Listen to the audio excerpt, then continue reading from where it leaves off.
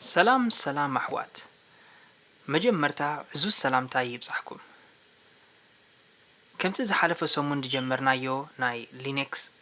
كوماند كورس لوم دما ناتو مقصلتا بحنساب كوينا خن مهارينا أبدا حالف كفال 10 كوماند استماهرنا كابتن 10 حنت خاباتن ls يانيرا ls دما ليست مالتيو ls يلنا انتر ندحريلنا يا أبزي فايلات وشت فولدر زلو يرينا له أبزي ጸጋማይ ደሎ بسئل عينة زأمثلة graphical user interface نريو لنا إذا بيمان دلو دما command line interface نبلو command line جيرو كل تبس ጸጋم نريو لنا إذا بيمان نريو لنا حدايو تفايلات حدايو جن أبز بزحة ناي كوبانياتات عبيت سيرفرز ناي لينكس سيرفرز كمزي ناي كوماند لاين نمبر ناي graphical user interface تزعينا ناي متصانين سلازي كمزي غيرنا دبل كليك نداغبرنا كنكفتو ينخلينا كمزي ابزيت تي كوماندز كنفلطو زغبانا كنصنعو لنا نعو تطقيمنا كل تبزي كنغبرو نخل ابزون كنغبرو نخلينا مالتي بزو كوماند لاين لومي نتا ls تبل زلا مسأ زخدا اوبشن سينا خنمهار حجي مثال يبزي ls مسبلنايا اسمات نايتن فايلاتن اسمات نايتن فولدرز ابز سريعه ترينا لا نبزح غزي جن طرحت اسمات نايزن فايلاتن فولدرز اخو لا يكونن كم توسخي اتي عقن وي سايز نايزن فايلات معاس موداتا دخونه ነገር ቀየርና ብዘን ፋይላት ክንሪዮ ንደሊ نعونكم زامثلا كندحر دلينا ls مسبلنا فلاج نوسخلا داش ال تبحال داش ال لنا انتر نبلا حجي انتر مسبلنا ابز انتاي نرلنا مجمرتا ابزيا داش تبلالو دي زبلكالو داش تبلالو دي تبلالو اذا داش مالت فايل تايب يدنغرنالو اذا فايل تايب نزا فايل زيا فايل مخانا نغرنالو زيا فايل يا يزبلنا زلو زين دي زلو وندما إذا فايل تايب زيا دايركتوري يا يبلنالو وي فولدر يا مالتي سالسا عين دما ال زبلالو لينك مالت ابزي يبلنان غناب كال اغزي خنريينا كابو حليفنا دما تشعت لوا كاركترز دحرزا قداميت ذا تايب فايل تايب زبلنا مثالي زي انو سدانحن مجمرتا دي دايركتور مخانا فليتنا مالتي دايركتور مخانا فولدر يايلنا اوكي دحريو ابزي اتشعت له كابزن تشعت هجي تنقداموت سلسته نايتي حجي تقملا دلو يوزر ناتو permissions file permissions the file permissions تاي مالتيو ازي يوزر ازي اتو زبحال نزا دا داونلود تستبل دلا فولدر ابا ريد كجبرا كنبب مالته هونه وشت ازلو رايت جبر رايت كنبل كلنا وينزي اوشت ذا فولدر حدش فايل كفطر يدلي وينتي ابو دلو فايلات كدمسس يدلي وينت فايلات دما دخونه ነገር اب وشت دلو صحفتو قيرو سيف كجبر يدلي زغلو اوشت ذا رايت تبل بيرميشن اندحر ذا فايل زي ادما ذا فولدر زي سوري اندحري انت سكريبت نيرا خوينا نتا سكريبت اكسكيوت نخنغبرا وي نتا سكريبسي كم تسرح كنغبرا رانك كنغبرا ناي executable كتكون ناي execution permission يدلينا سلازي اذا x ندحرليا نتا سكريبت رانك كنغبرا نخل مالتي دحري دما سلسته نرلنا سلسته زغا نايتوم جروب بال مالتي اب لينكس يوزرز علنا دحري يوزرز كا جروبس علنا جروب مالت نتايو اب حنتي غانتا حدا سب راح يكون حدا يوزر راح يكون زلو 10 يوزرز كله يخلون مثالي زوم 10 زياتهم دما حدا عينت بيرميشن يدليهم كلهم ريد كغبرو رايت كغبرو اكسكيوت كغبرو يدليهم نبل حجي حدا بحدن كلهم توم ابزا غانتا زلو اندحري بعلنا مصينا خمزي read write execute لنا خنصحف كوينا نوح كوسدلنايو كم مغبارون بزح بقع يكونن كاله بقع من قد جن انتايو حنتي جروب نفتر እቲ permissions ድማ ነቲ groups ንህቦ እዚ group እዚ read ክገብር write ክገብር execute ክገብር ፍቃድ ይግብኦ እዩ ንብል ዝኾነ user እንተልዩ እዘን ፍቃድ እዚአን ዘድልዮ ኣብ ውሽጢ እታ group ነእትዎ ኣብቲ ውሽጢ እታ group እንድሕር እቲናዮ ዝኾነ ናይታ group ፍቃድ ይወርሶ ዝኾነ እታ group ቲኣ እንድሕር read and write and execute ፍቃድ ነይርዋ ዝኾነ user ኣብ ውሽጢ እታ group እንድሕር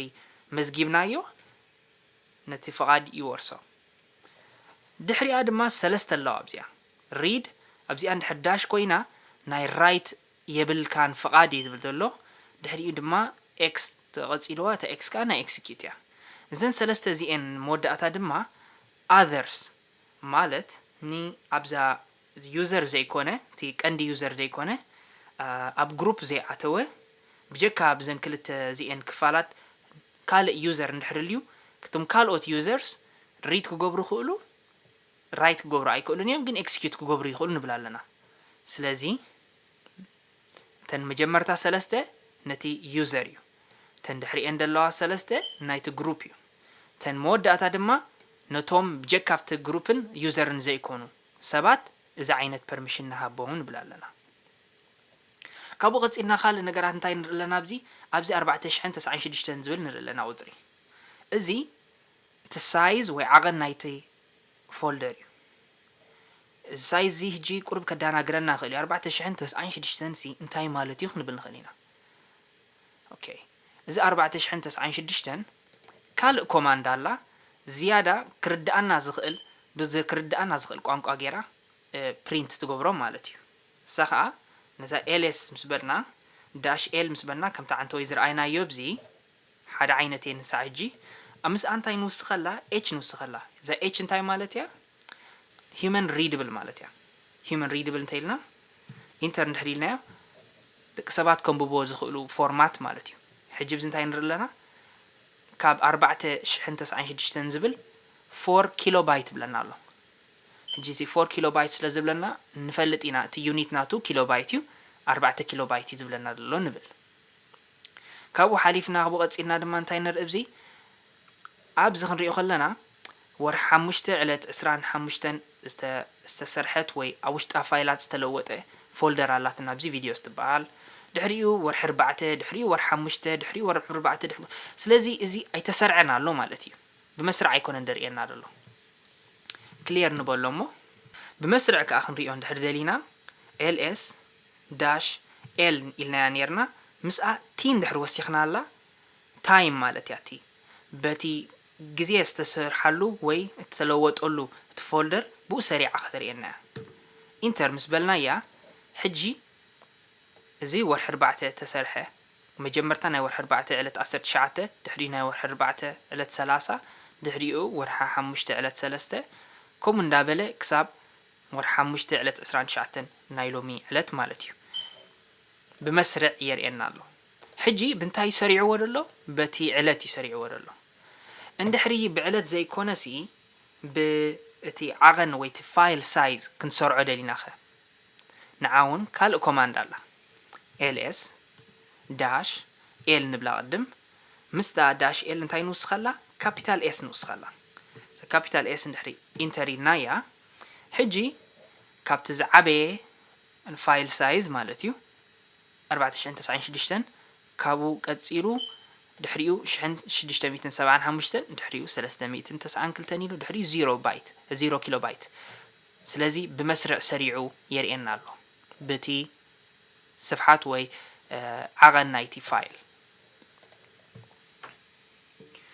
ካብኡ ቀፂልና ድማ ክሊር ንበሎሞ ነዚ ሕጂ ኣብዚ ከምዚ ንሪኦ ዘለና ኣብዚ ፋይላት ፎልደርስ ኣሎ እዚ ፎልደርስ ከዓ ምስኡ ፋይላት ኣሎ ግን ኣብ ዊንዶውስ ወይ ኣብ ማክ ከም ንዝክሮ ሂድን ፋይልስ ዝበሃሉ ኣለዉ እዞም ሂድን ፋይልስ እዞም ፋይልስ እታ ኮምፒውተር ምስኣ ተፃዒኑ ዝመፅእ ሶፍትዌር ንሕና ዝበዝሐ ግዜ ክንልውጦ ወይ ዝኾነ ክንትንክፎ ኣየድልን እዩ ስለዚ ከም ሂድን ፋይልስ ወይ ንሕና ክንሪኦ ዘይንኽእል ፋይልስ ኮይኑ ይቕመጥ ክንሪኦ እንድሕር ደሊና ኣገዲስና ድማ መፂና ብዚ ነቲ ቪው ክሊክ ጌርና show hidden files ትብል ዘላ ንዓ ክሊክ ንገብራ ክሊክ ምስ ንገብራ ኣብዚ ብዶት ዝጅምር ብዙሕ ፋይላት ኣሎ ዶት ፕሮፋይል ድብል ዶት ባሽ ሂስትሪ ዶት ባሽ ሎግ አውት ከምኡን ዝኣምሰለ ብዙሕ ፋይላት ኣሎ እዚ ኣብዚ ኮማንድ ላይን ድማ ነዘን ሂድን ፋይልስ ክንሪአን እንድሕር ደሊና ls -a ንብላ which is -all ሽዑ ኢንተር እንድሕር ኢልናያ ሕጂ ነተን ዓንተወይ ዝረኣናየን በዓል ዶኪመንትስ በዓል ዴስክቶፕ ፎልደርስ ጥራሕ ዘይኮነስ ዘን ብዶት ዝጅምራ ሂድን ፋይልስ እውን የርእየና ኣሎ ካብኡ ቀፂልና ድማ ጥራሕ ነቲ ሂድን ፋይልስ ዘይኮነ ነቲ ሂድን ፋይልስ እውን መስርዕ ክንሰርዖ እንድሕር ደሊና ls ኢልና -a ኢልና ምስ እንታይ ንውስኸላ እታ l ንውስኸላ l ምስ ወሰኸናላ እጂ እዚ ተወሳኺ ኢንፎርሜሽን ንርኢ ምስኣ ድማ ብግዜ እንድሕሪ ክንሰርዖ ደሊና እታ t ንውስኸላ ኢንተር እንድሕር ኢልናያ ኩለንተን ፋይልስ እተን ፎልደርስ እተን ሂድን ፋይልስ ንኩለን ሰሪዑ የርእየና ኣሎ ግን ብንታይ ሰሪዑ ዘርእየና ኣሎ ብግዜ ንታሕቲ ገጽና እንድሕሪ ወሪድና ኣብዚ ከንእሰየ መጀመርታ እቲ ናይ ወርሒ 4 ድሕሪኡ እቲ ናይ ወርሒ 5 ከምኡ እንዳበለ ክሳብ ናይ ዕለት ናይ ሎሚ የርእየና ኣሎ ማለት እዩ እጂ ክሊየር ንበሎ ነዚ ኣብዚ ከም ዝረኣይናዮ ግን ls-l ክንብል ከለና ዘን ፋይላት ኣብዛ ፎልደር ዘለዋን እተን ዶኪመንትስ እንድሕር ኮይነን ከዓ እዘን ዳይሬክተሪስ ወይ ፎልደርስ እንድሕር ኮይነን ከዓ ከም ዘለወን ጥራሕ ኣስማተን ጥራሕ ይጠቂሱ ዘርእየና ዘሎ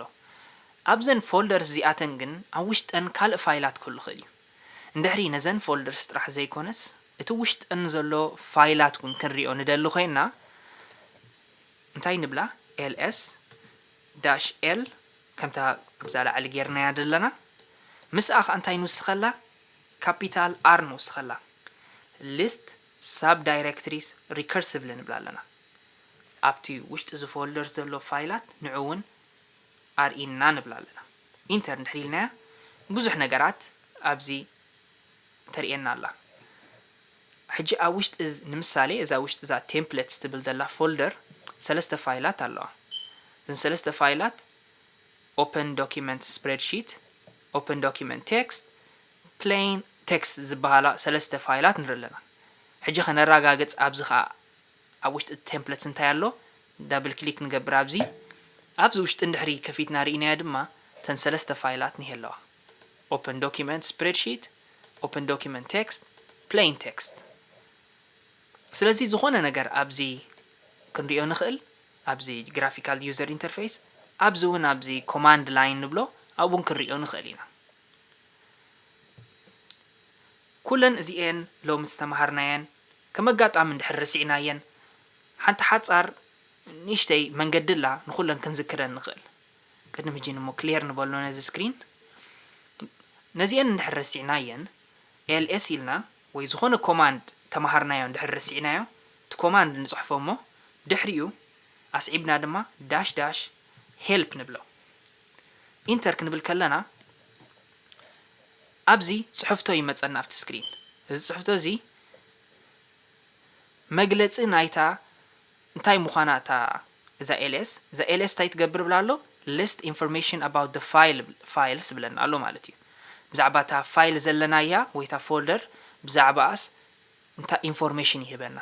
እታ ዓይነት ኢንፎርሜሽን እንታይ ይህበና እንታይ መን እዩ ዝውስኖ እቲ ምስኡ ንጥቀመሉ ኦፕሽን እዩ ዝውስኖ እንድሕር -a ኢልናያ ብምሉኡ እቲ ውሽጢ ዘሎ የርእየና ምስቲ ሂድን ፋይልስ ከምኡ ድማ እንድሕር ንታሕቲ ገጽና እንዳወረድና ርኢናዮ ካብተን ተጠቀምና ኣለን ሎሚ -h human readable format የርእየና ቀፂልና እንድሕር ንታሕቲ ገጽና ርኢናዮ -l እንድሕር ኢልናዮ ነቲ long listing format የርእየና ንኩለን ሊስት ክገብረን ከሎ ተወሳኺ ኢንፎርሜሽን ከም በዓል እቲ ፐርሚሽን እንታይ ኣሎ ናይቲ ፋይል ሳይዝ ናይቲ ፋይል ኮሚታት የርእየና ማለት እዩ ስለዚ ዝኾነ ግዜ እንድሕር ረሲዕኩሞ ኣብዚ መፂኹም ls-help ኢልኩም መዘኻኸሪ ክትጥቀሙሉ ትኽእሉ ኢኹም ነዚ እዚ ቪድዮ ኮርስ እዚ መሃርን ጠቓምን ክኸውን ተስፋ ይገብር ላይክ ሼር ሳብስክራይብ ንኽትገብሩ ድማ ይላበወኩም